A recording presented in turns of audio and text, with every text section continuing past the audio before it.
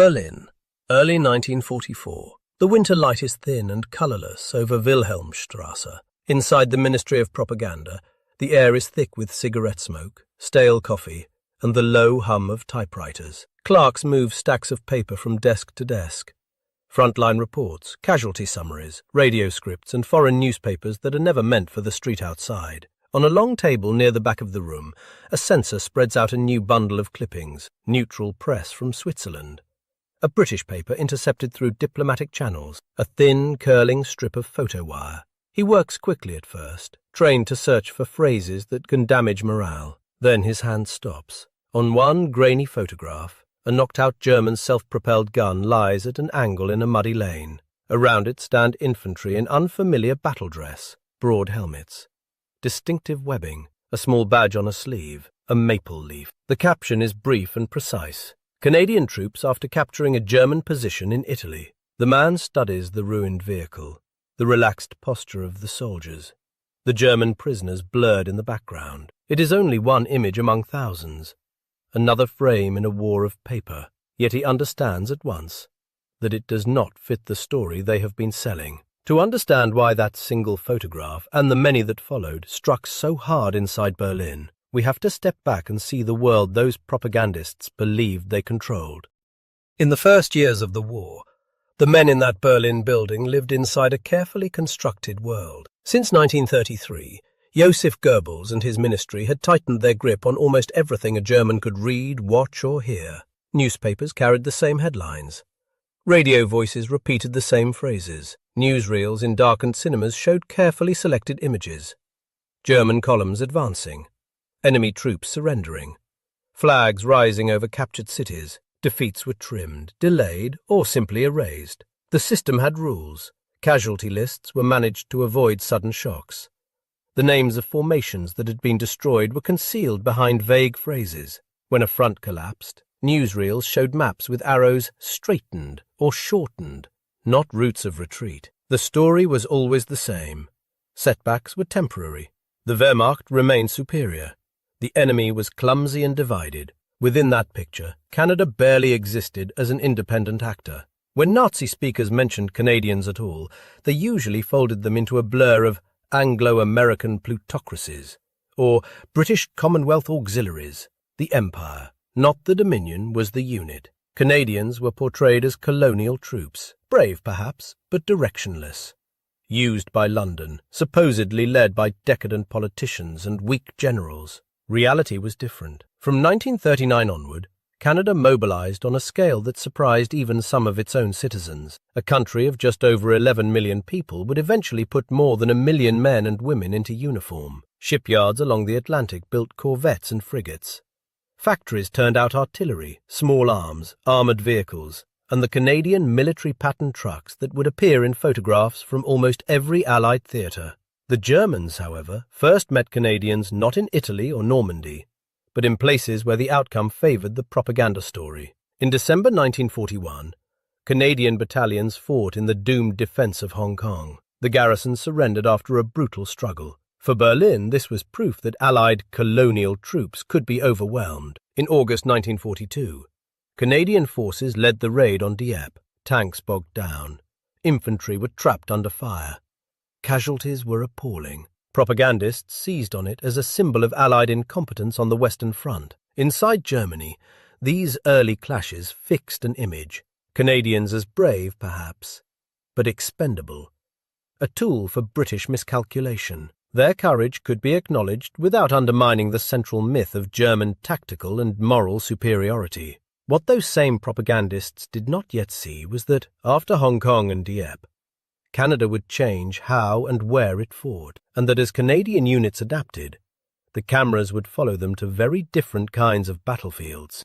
Those new battlefields began in the Mediterranean. In July 1943, Canadian troops went ashore in Sicily as part of the first major Allied landing in Europe. They fought through steep hills, heat, and exhausted German and Italian formations. The names of places, Leonforte, Agira, Regalbuto, meant little to people in Berlin, but for Allied planners they marked a pattern. Canadian infantry could make difficult attacks, hold ground under counterattack, and keep moving when the terrain and the enemy made every step costly. The campaign moved to the Italian mainland. By the winter of 1943-44, the 1st Canadian Infantry Division and 1st Canadian Armoured Brigade were pushing up the Adriatic side of the peninsula. Towns like Ortona were reduced to rubble, street by street, house by house. Canadian platoons cleared snipers, machine gun nests, and hardened positions. German reports from the front began to mention the Canadians, not as auxiliaries, but as main assault troops in some of the hardest fighting. The cameras were there. The Canadian Army had organised its own film and photo unit, sending trained photographers and cameramen forward with the troops. British and other Allied correspondents moved alongside them, working with cumbersome but reliable equipment. They captured moments that words alone could not convey. A section advancing through shattered masonry. A medic bent over a wounded man in a shell hole. A column of German prisoners trudging past Canadian sentries in wet greatcoats. These images did not stay at the front. Once developed and censored on the Allied side, they were transmitted by wire or shipped to London, Ottawa, and New York. Newspapers published them with straightforward captions. Canadian troops enter Ortona. German prisoners captured by Canadians in Italy. Canadian armour moves up under fire. Newsreels spliced film of these actions into weekly programmes shown in cinemas across the Allied world. By early 1944, a clear storyline had formed outside Germany. Canadians were no longer just a footnote to British operations. They were recognised as a national force within the Allied coalition. Their badge, the maple leaf, became a visual shorthand in photographs and film for patient, grinding, successful assaults on strong positions. Whether in Italian hill towns or along muddy river lines, the flow of material did not stop at Allied borders. Neutral states, particularly in Switzerland and Sweden, carried some of the same pictures and reports.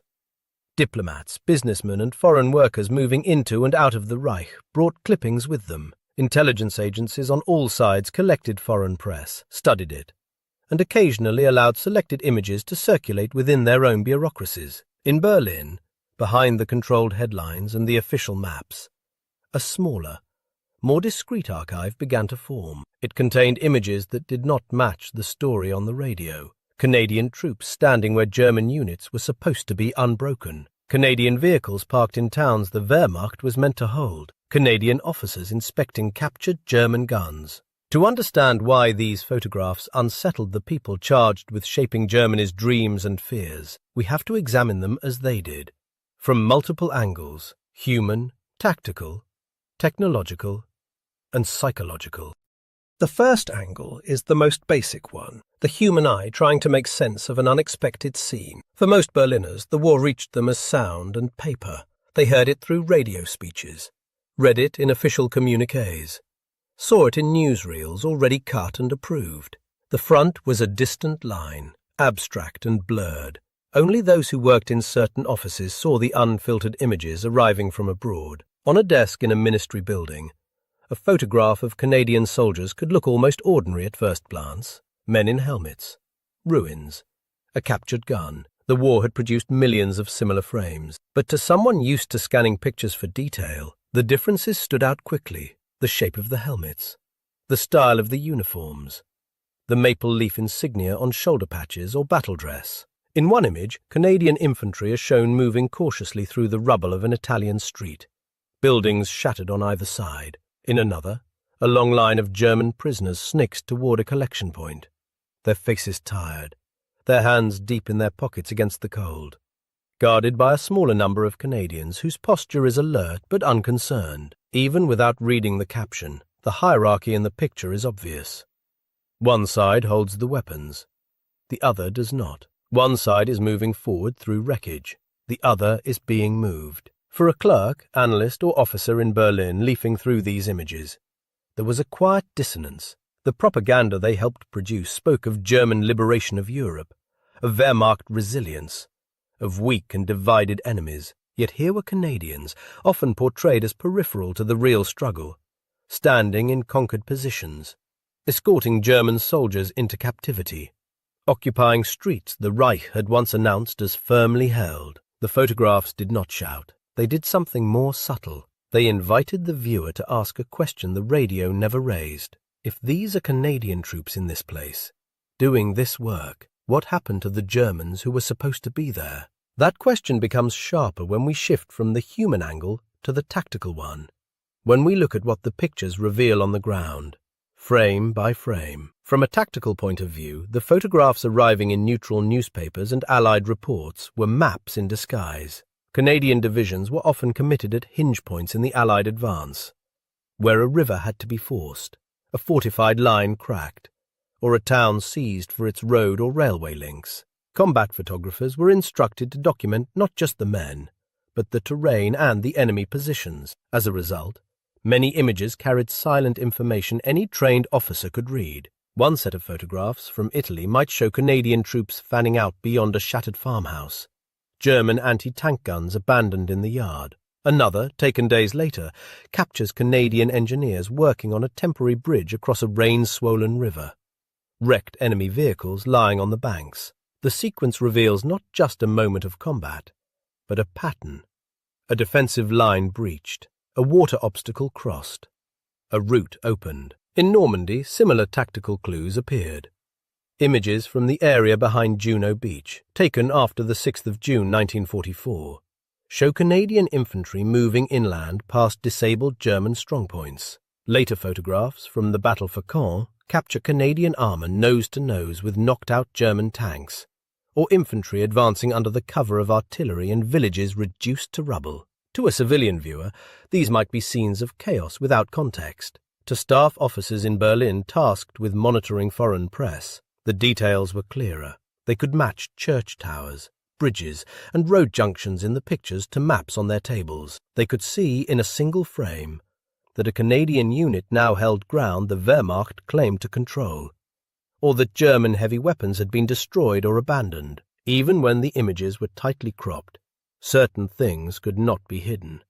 The direction of movement, the condition of equipment, the presence or absence of organized resistance. A column of Canadian infantry advancing with tanks and support suggested momentum and coordination. German prisoners standing in an orderly line, guarded but unharmed, suggested a breakdown in local command, but not in Canadian discipline. Every such photograph, taken on its own, could perhaps be dismissed as a local reverse. One bridge lost, one village overrun, but the cumulative effect over weeks and months was different. When Canadian units appear repeatedly at key points where the front is shifting, across rivers, through fortified belts, in ports and road hubs, the tactical story inside the pictures becomes hard to reconcile with the narrative of a stable, superior German defense. That recognition was keenest among the people whose job was to turn military reality into public story, the propagandists and censors themselves. From the perspective of Nazi propagandists, the enemy's photographs were not just images. They were problems. Within the propaganda ministry and the higher commands, there were departments whose job it was to monitor foreign media. They collected Allied broadcasts, neutral newspapers and intelligence summaries, trying to anticipate how the enemy presented the war. The goal was to counter, distort or suppress those narratives before they seeped into German society. When photographs of Canadian victories began appearing in that material, the first reaction was procedural. They were logged, clipped, sometimes annotated. Analysts compared them with internal situation reports from the front. If a photograph showed a bridge, town, or stretch of countryside, officers familiar with the sector could often identify it. In some cases, they could even recognize details such as unit markings on captured German vehicles or the uniforms of prisoners. The difficulty lay in the consistency of what the images showed. Suppose an internal report described a flexible withdrawal or a shortening of the line after heavy fighting. The corresponding foreign photograph, however, showed Canadian troops dug in beyond the position that was supposed to have been held. Another report might speak of fierce resistance and heavy enemy losses in a contested town. A neutral newspaper photograph from the same place showed Canadian infantry resting in doorways, the only visible German presence being prisoners led away under guard. For propagandists accustomed to trimming or timing news to soften the impact of defeat, this created a new kind of pressure. The photographs were independent data points. They originated outside German control and circulated in channels the regime could not fully seal.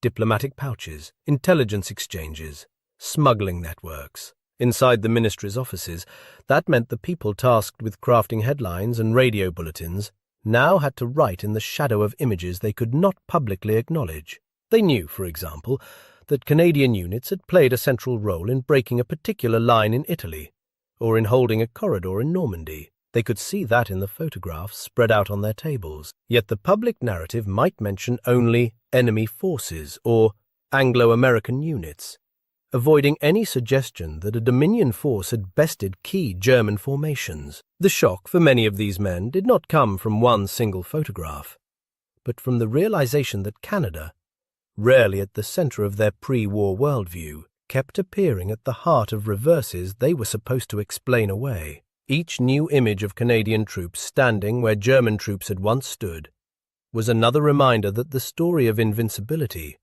was becoming harder to sustain. The images also carried a deeper threat. They showed an enemy that was not only advancing, but doing so with a level of equipment, organization, and confidence the propaganda line had long denied. To understand that aspect, we have to look at what the photographs revealed about Canadian technology and industrial power, and how those details turned pictures into quiet warnings. In almost every photograph, beyond the soldiers themselves, there was another layer of information that spoke directly to industrial strength. Canadian troops did not move alone. Behind them in the frames were vehicles, guns, and equipment that hinted at a deep production base an ocean away. Rows of Canadian military pattern trucks, built in factories in Ontario and elsewhere, appear in the background of many images from Italy and northwest Europe. To a casual viewer, they were just trucks. To a trained observer examining the foreign press, they were evidence of a logistical network that the propaganda line had long tried to minimize. A single photograph might show a column of Canadian vehicles nose to tail along a muddy road, loaded with ammunition and rations, their cabs crowded with soldiers in greatcoats. Another might capture a gun position where Canadian artillery crews stand by well-maintained pieces, stacks of shells, orderly and abundant around them. In urban scenes, armoured vehicles marked with Canadian tactical signs nose through rubble, passing damaged or abandoned German equipment. For years, Nazi rhetoric had portrayed the democracies as decadent societies lacking discipline, will, and staying power. Industrially, they were sometimes derided as capable of quantity but not quality. Yet the images of Canadian formations suggested something else. Well-equipped units, operating far from home, keeping up pressure in difficult terrain. The vehicles were standardized, the supply lines evidently functioning. There was no sign of the disorganization or shortage that official speeches claimed to see in the enemy camp. In Berlin, officers and analysts who understood logistics could read these cues. They knew how many miles of road and how many tons of material were needed to keep one division fighting. When they saw Canadian columns in both Italy and France, supported by dense layers of transport and artillery, they could infer the larger truth that a medium-sized Dominion had become a war factory, feeding not just its own forces but, through shared production, the Allied armies as a whole. From a propaganda perspective, that presented a silent contradiction. The Reich had urged its citizens to think of themselves as an embattled, technically superior fortress facing crude, clumsy adversaries. The photographs of Canadian forces, taken by Allied cameras but examined in German offices, showed instead a modern, organized military backed by robust industry. The pictures were not only proof of battlefield success, they were snapshots of an industrial contest that was turning against Germany. If the technological details hinted at a deeper imbalance, the way the photographs were used by the Allies added yet another layer. They were not just records, but deliberate tools in a psychological struggle. The Allied governments understood that images could travel where speeches could not. Throughout the war, the British and Canadians dropped leaflets over German lines and cities, broadcast on shortwave radio, and pushed stories into neutral press with the expectation that some of that material would slip into the Reich. Photographs of Canadian victories became useful in this context because they carried multiple messages at once. A leaflet showing Canadian soldiers escorting German prisoners, for example, did more than report a tactical success. To German soldiers who picked it up in a trench or a ruined village, it implied that surrender to Western troops might mean survival and humane treatment. To civilians who heard about such images through rumor, it suggested that the enemy was advancing steadily despite official claims. In neutral newspapers, editors sometimes chose the most striking pictures to accompany short, factual reports. Canadian flags painted on vehicles, shoulder badges with maple leaves, and captions explicitly naming Canadian forces made it clear who was responsible for particular breakthroughs, even if the accompanying text was restrained. The visual emphasis told its own story. These were not anonymous Allied troops, but a specific national contingent achieving recognizable gains. German authorities tried to counter this flow. Possession of enemy leaflets or unauthorized foreign newspapers could bring punishment. Security services investigated defeatist talk linked to foreign broadcasts or press. Yet the very need for such measures was an acknowledgement that images and stories were crossing borders despite censorship. Inside institutions like the propaganda ministry, the photographs served as warning lights. Reports from the secret police occasionally noted cases of workers or soldiers discussing enemy pictures they claimed to have seen, even when the exact source could not be traced. The fact that such conversations were happening suggested that the outer membrane of the information system was thinning. To the men tasked with maintaining the regime's narrative, each Canadian victory image that slipped through was not only a reflection of military reality, but a potential spark of doubt in the minds of those they were trying to keep convinced. It showed German troops yielding ground, Canadian troops taking it, and a war that no longer matched the map on the cinema screen. The Allies, meanwhile, increasingly emphasized Canadian contributions in their own messaging, reinforcing the idea that the Reich faced not just one or two major powers, but a coalition whose individual members could each deliver decisive blows. By 1944, Canadian successes were no longer buried in general references to British forces in Allied communications. Dispatches from Italy and Normandy named divisions and brigades, praised specific units, and highlighted the national identity of the troops involved. Newspapers in London and Toronto carried headlines that placed Canadians in the subject line of victory stories. Canadian troops break through in Italy. Canadians advance beyond Juno. Canadians help close the Falaise pocket. Newsreels narrated by familiar voices framed these operations as proof that Canada, despite its size, had become a leading contributor to the Allied offensive in the West. For Nazi propagandists monitoring this material, the shift in emphasis was uncomfortable. Before the war, many had barely considered Canada in strategic terms. Even in 1940 or 1941, when Canadian troops stood guard along British coasts or deployed to secondary theatres, the Dominion could be treated as a symbol of imperial weakness. Now, however, Allied media were presenting Canadian units as spearheads in operations that forced Germany to retreat on multiple fronts. The more often photographs of Canadian troops appeared beside headlines about key advances, the harder it became to dismiss their role as marginal. In Italy, they were shown driving through the dust of broken defensive lines. In Normandy, they appeared in ruined villages and along hedgerow-lined roads that once led toward German-occupied territory. In the Scheldt, later in 1944, images captured them slogging through flooded lowlands to clear the approaches to Antwerp. In Berlin's offices, the cumulative effect of this Allied emphasis and the supporting imagery was to underline a simple fact that official German broadcasts could not acknowledge. The Reich was being pushed back not only by the United States and Britain, but also by a dominion whose soldiers and industry had been underestimated. All these angles, human, tactical, industrial, and psychological, converged in a critical period when Canadian victories followed one another in rapid succession. The photographs that recorded them began to arrive in Berlin not as isolated curiosities, but as a steady stream. It was in that period that the shock felt by Nazi propagandists turned into a deeper recognition that their narrative might not survive contact with the images on their own desks. To see this turning point clearly, we need to step into that narrow window of time when the lines on the map bent sharply, and Canadian troops, again and again, appeared at the hinge of the German retreat. By the spring of 1944, the war had reached a point where isolated reverses could no longer be disguised as local incidents. Canadian formations stood in the centre of that shift. In Italy, the line that mattered in May was not a name for the public, but a reality on military maps. The Hitler Line, a chain of bunkers, anti-tank ditches, minefields and concrete positions strung across the Liri Valley, designed to block the route to Rome. German commanders believed it to be one of the strongest defensive belts in the Italian campaign. The 1st Canadian Infantry Division and 5th Canadian Armoured Division were tasked with breaking it. The fighting that followed was brutal and methodical. Canadian infantry advanced through fields torn by shell fire.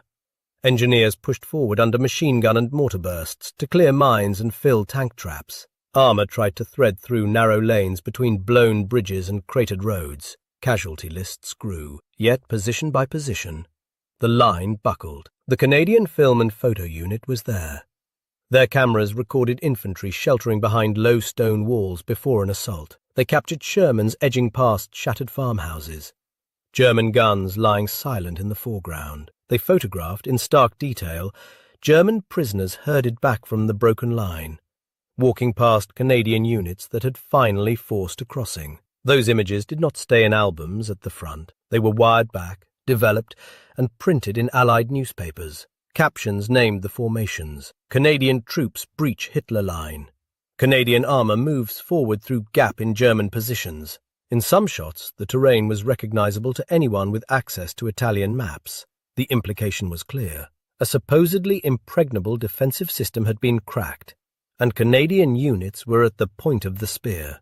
Within weeks, attention shifted north. On the 6th of June 1944, the 3rd Canadian Infantry Division and 2nd Canadian Armoured Brigade landed on Juno Beach in Normandy. The first hours were costly. Strongpoints poured fire onto the sand. Anti-tank guns claimed their share. But by the end of the day, Canadian forces had pushed inland farther than many expected, linking up with British units on their flanks and securing a solid bridgehead. Again, the cameras were close. Photographers came ashore behind the first waves, working under fire or in the immediate aftermath. Their pictures showed Canadians wading through surf past obstacles and wreckage. They captured men taking cover behind sea walls, then pushing inland through villages scarred by shelling. They recorded German prisoners lined up on the beach, guarded by Canadians whose uniforms were still wet with seawater. In the days that followed, the film rolls filled with scenes from the struggle for the ground behind Juno. Canadian infantry moved through fields cut by hedgerows. Tanks advanced in tight lanes, their crews scanning for anti-tank positions. The town names, Courseulles, Bernières, Saint-Aubin, appeared beneath photographs in Allied newspapers and on the screens of newsreels. Maps on cinema screens traced arrows inland from a section of the Normandy coast labelled simply Juno. For people in Allied cities, the story was one of hope and momentum. For the analysts in Berlin tasked with reading foreign press, the same images carried a heavier, more technical weight. They showed Canadian units firmly ashore, with artillery, armour and supplies building up behind them. They showed German prisoners taken on French soil the regime had once declared part of a permanent new order. By July, further photographs from Normandy added to the pattern. Scenes from the battle for Caen, the surrounding villages, showed Canadian troops fighting through shattered streets, taking ruined farmyards, and holding ground under counterattack. In some frames, knocked-out German tanks lay in ditches or courtyards, while Canadian infantry picked their way past. From the Hitler line in Italy to the hedgerows behind Juno, a sequence emerged. In sector after sector, Canadian formations appeared at the point where German lines had been broken or bent back. The photographs, arriving in Berlin through neutral channels and intelligence reports, gave that sequence a face and a landscape. Together they sketched a turning point in which the old narrative of invincibility no longer matched the scenes on the page. The military crisis on the map was becoming an information crisis inside the offices where the war's story was supposed to be controlled. Inside Berlin, the tension around those images did not explode in public. It settled instead into memoranda, marginal notes, and quiet conversations behind doors that stayed closed. In the propaganda ministry and the various information sections of the Wehrmacht and party, officers and civilian specialists compared the official situation maps on their walls with the foreign press spread across their desks. The arrows on the German map still emphasized resistance, counterattacks, and stabilized fronts. The photographs told a different story in black and white. One report might summarize the loss of a position in Italy as the result of enemy pressure, leading to a planned shortening of the line. Yet a neutral newspaper clipping, attached by a staff officer, showed Canadian infantry standing in front of German bunkers, clearly built as part of a supposedly secure defensive belt. Another internal document might describe fighting in the Caen sector as fluid, with references to local counterstrokes. A foreign photograph, taken days later, captured Canadian armour parked in a village street with German vehicles burned out nearby. The Canadian crews relaxed enough to pose briefly for the camera. The problem for propagandists was not that these images were widely seen by ordinary Germans. They were not. The problem was that they circulated among the very people who had to craft the story the public would hear. Speechwriters, editors, radio producers and senior officials now worked with a double vision: the sanitized battlefield on the evening broadcast, and the more brutal, more specific landscape in the photographs lying on their tables. Attempts to reconcile the two realities followed familiar patterns. Canadian achievements were buried under generic references to Anglo-American forces. When an entire defensive position collapsed, announcements stressed the supposed numerical or material superiority of the enemy, not the skill or persistence of the Canadian units that had actually forced the break. In some cases, emphasis shifted to other fronts altogether, particularly the East, where references to heavy fighting could be used to explain strain without admitting Western weakness. Yet as 1944 wore on, the gaps became harder to disguise even in internal documents. The same Canadian units appeared in too many critical places. In Italy, their presence was noted at the Hitler Line and in subsequent pushes up the peninsula. In Normandy, Canadian divisions and brigades appeared again and again in the heavy fighting for villages, ridges and road junctions around Caen, and later in operations leading toward the Falaise pocket. In the autumn, photographs from the Scheldt campaign recorded Canadians battling through flooded lowlands to clear the approaches to Antwerp, a port whose use by the Allies would have direct consequences for Germany's supply situation. Within the circles that handled this information, a reluctant recognition spread. The war against the Western Allies was no longer a contest the Reich could plausibly portray as under control. The images of Canadian soldiers, anonymous faces under steel helmets, maple leaves on their sleeves, had become recurring markers of German positions lost, German troops captured, German plans overtaken. For the propagandists, the shock described later by some participants was not theatrical. It was the cumulative effect of watching a narrative they had spent years building erode under the steady drip of photographic evidence. Each new batch of foreign newspapers and photo wires raised the same uncomfortable task: to turn a sequence of defeats, some of them inflicted by a dominion once treated as minor, into a story that still promised eventual victory. The distance between the lens at the front and the microphone in the Berlin radio studio had never seemed so wide, and as Canadian formations continued to advance through Italy, France, and the Low Countries, that distance would only grow, with consequences that reached far beyond the offices where those photographs were first unrolled. In the months after those photographs began to circulate inside offices and intelligence files, the war on the ground and the war in people's minds moved in different directions, but they were tied together by the same images. On the Western and Italian fronts, German field units did not need foreign newspapers to tell them who they were facing. Reports and post-war recollections from officers and soldiers show that Canadian formations earned a reputation for determined attacks and stubborn defence. Units that had faced Canadians in Sicily, Ortona, Normandy or the Scheldt learned to expect assaults that did not stop with the first reverse. When orders mentioned Canadian divisions in the opposing line, commanders understood that they were dealing with troops accustomed to hard fighting in difficult terrain. That knowledge filtered back through letters and casual remarks in rest areas. Even when censorship cut out explicit references to locations or unit names, hints remained. A soldier might write home about heavy attacks by Commonwealth infantry, or difficult fighting against colonials, in a way that family members later associated with the offensive news they heard from foreign broadcasts after the war. The precise overlap is hard to trace, but the overall pattern is clear. The front was retreating, and Allied pressure, often including Canadian units, was part of the reason. Inside Germany, civilians sensed the shift without seeing the photographs pinned to office walls in Berlin. They felt it in the tightening of rationing, the increasing number of air raid sirens, the growing lists of missing and dead. Official bulletins still spoke of heroic defense and inflicted casualties. But the tone grew more strained. References to enemy superiority in men and material appeared more often. The promise of decisive German counterstrokes on the Western Front faded as the months went by, and no miracle reversed the direction of the arrows on the maps. For those working within the information apparatus, the gap between the official line and the material on their desks widened into a kind of quiet professional crisis. In private, some admitted after the war that by late 1944, they no longer believed in the possibility of victory in the West. The photographs of Canadian troops in Italian valleys, Norman villages, and flooded Dutch polders were part of that realization. Each new image of German prisoners under Canadian guard, each shot of Canadian artillery firing from freshly captured positions, underlined how far the situation had moved beyond what could be convincingly reshaped for public consumption. At the same time, the regime reacted by tightening control. Possession of foreign newspapers became more dangerous.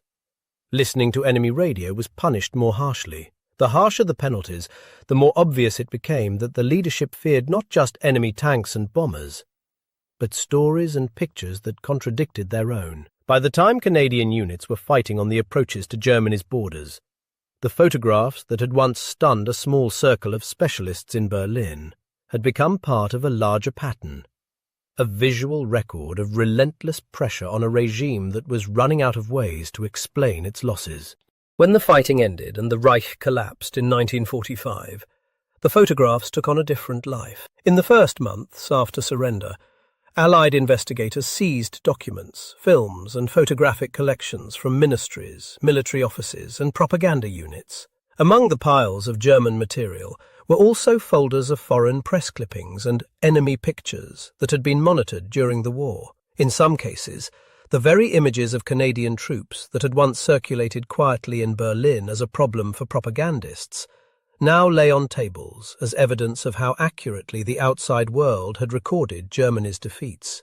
At the same time, Allied archives formalized their own collections. The Canadian Army's photographs, once rushed to newspapers and newsreels, were catalogued, labelled, and stored. Prints showing Canadians in the Leary Valley, wading ashore at Juno, advancing through Caen, or slogging through the flooded fields of the Scheldt were filed with dates, unit identifications, and locations. Over time, they became standard illustrations in official histories and regimental accounts. Former German propagandists, officers, and civilians encountered some of these images again under very different circumstances. In war crimes trials, documentary films used captured German footage alongside Allied photographs to show the progression of the conflict. In early post-war books and exhibitions, pictures of Canadian troops standing in formerly German-held towns formed part of a visual narrative of liberation and collapse. For those who had once tried to manage or suppress such images, seeing them projected in courtrooms or printed in volumes about the fall of the Reich underlined how completely control had slipped away. In Canada, the same photographs contributed to a growing public understanding of the country's role in the war. Families looking at albums, newspapers, and later television documentaries saw familiar surnames and hometown units linked to distant landscapes. The images fixed certain notions in the national memory. Canadians as assault troops in Italy, beachlanders in Normandy, canal crossers in the Low Countries. They reinforced the idea that a medium-sized country had fought above its weight in some of the hardest campaigns in the West. For Germans born after the war, the photographs appeared in textbooks and museum displays, stripped of the old rhetoric. Captions now spoke of aggression, occupation, and defeat. Where wartime propaganda had presented German soldiers as invincible defenders of Europe, the images showed them as prisoners on roads lined with Canadian guards, or as fleeting silhouettes in ruined cities the Wehrmacht ultimately failed to hold. In that sense, the photographs completed a journey. Once examined in secret by men trying to protect a crumbling narrative, they became public records used to explain how that narrative collapsed. The same Canadian victories that had once unsettled propagandists in Berlin now stood, in print and on screens, as reference points in a wider story about power, truth, and the limits of control. From this distance, it becomes easier to see that the real significance of those images lies not only in who they show, but in what they reveal about the relationship between war, perception, and memory. In the end, the photographs outlived the men who tried to control them. A single frame freezes a moment that no order can rewrite. A German gun, silent and split open. A Canadian soldier, face turned toward the camera for a heartbeat before he moves on. Prisoners on a muddy road. A church steeple leaning over a ruined square. None of these things ask permission from a ministry in Berlin. Light hits film, shapes appear, and the record exists. Dictatorships bet heavily on the idea that if you shape the story, you shape reality. For a time, that can seem to work. Maps can be drawn differently. Headlines can be delayed or softened. Words like withdrawal and straightening the line can be used to describe a retreat. But the camera is indifferent to vocabulary. It shows who is standing and who is sitting in the back of a truck with their hands in their pockets. For Canada, that mattered. In a war dominated by larger powers, the photographs made its contribution visible in a way that could not be brushed aside. They captured Canadian troops at the hinge points of a collapsing empire, holding bridges, storming beaches, cutting through flooded fields. Long after speeches faded, those images remained as quiet proof that a dominion far from Berlin helped push the Reich back toward its own borders. For the rest of us, the journey of those photographs is a reminder that control over information is never complete. Even in a tightly managed state, fragments of truth leak through. A blurred background figure, a caption in a neutral paper, a print slipped into a file. Decades later, those fragments become the backbone of how we remember. Somewhere in an archived drawer, that grainy picture of Canadians standing by a wrecked German gun still exists. It is no longer a problem to be hidden, but a piece of evidence, showing not only who won a particular fight, but how, in the long run, reality caught up with the story told in Berlin. If this story of truth breaking through propaganda mattered to you, take a moment to like this video. It helps keep these forgotten moments alive. Subscribe to Canadian Legacy for more real, carefully researched stories from the world wars, told without myth and without noise. And if you have a connection to this history or a story that deserves to be remembered, share it in the comments. Thank you for watching. Thank you for remembering.